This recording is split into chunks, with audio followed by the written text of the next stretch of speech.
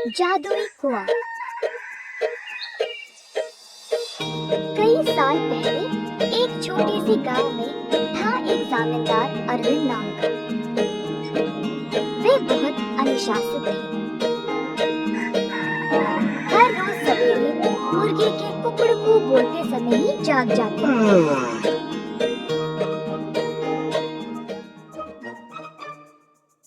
फिर अपने नौकरों को जगा के उन्हें काम पे भेजते थे।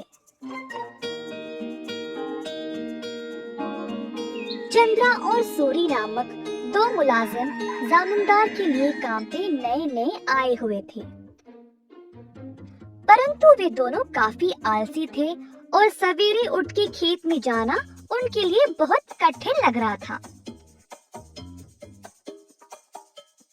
दोनों एक कुएं के पास सोते थे। एक दिन चंद्रा ने सूर्य से कहा, हाय रे, हर रोज सवेरे जाग के जाना बहुत ही कठिन काम है ना। सूर्य को भी ऐसा ही लगा। हाँ चंद्रा, परंतु हम करें तो क्या करें? मुर्गे के कुकड़कू से ही जमींदार जी जाग जाते हैं। अरविंद जी ने इन दोनों का व्यवहार ध्यान से और चुपचाप से जांचा। आखिरकार उन्होंने एक दिन उन दोनों को सबक सिखाना चाहा। एक दिन जब दोनों सो रहे थे, कुएं के अंदर से आवाज आई,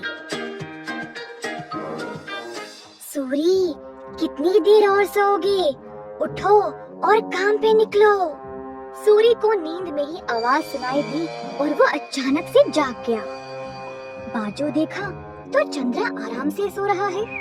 सूरी को समझ नहीं आया कि ये आवाज कहाँ से आई। बुरा सपना मान के वो फिर से सो गया। अगले दिन की बात है और दोनों उसी कुएं के पास सोए थे। इस बार कुएं वाली आवाज चंद्रा को सुनाई दी। वो भी अचानक से जाग गया। आसपास देखा तो सूरी आराम से सोया था।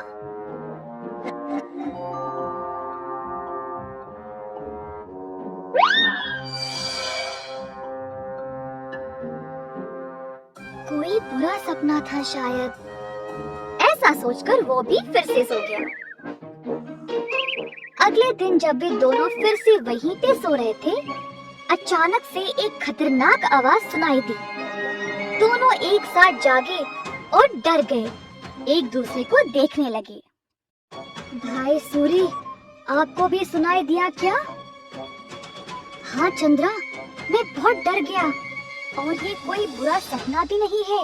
ये भयानक आवाज इस कुएं से आ रही है। मैं काम पे निकल रहा हूँ, तुम्हें आना तो आओ। रुको रुको, मैं भी आऊंगा। उस दिन दोनों ने बहुत मेहनत से खेत में काम किया और दोपहर में भोजन के समय जमींदार जी के पास आए। खाना खाते समय दोनों की शक्ल पे सिर्फ परेशानी लिखी हुई थी। जमींदार जी ने पूछा कि हुआ क्या। चंद्रा और सूरी ने सारी घटना सुनाई। ये सुनकर जमींदार जोर जोर से हंसने लगे। सुनो तुम दोनों, वो कोई भूत या बुरा सपना नहीं था। मैंने देखा कि तुम दोनों कुछ ज्यादा ही आलसी थे, इसीलिए तुमको सबक देना चाहा।